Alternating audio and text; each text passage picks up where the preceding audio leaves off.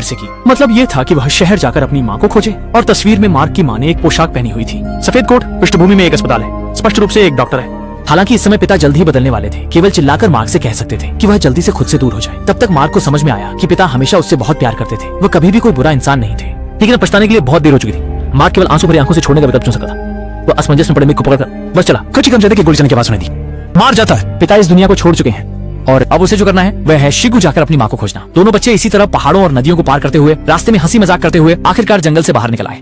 जब वे एक रेल की पटरी पार कर रहे थे, उन्होंने देखा कि एक अंकल हथियार लेकर सड़क के किनारे बैठे हैं। हालांकि वे दिल से बहुत डरे हुए थे, लेकिन भूख इतनी थी कि सहन नहीं हो रही थी, इसलिए उन्होंने हिम्मत जुटाकर आगे बढ़ने की कोशिश की।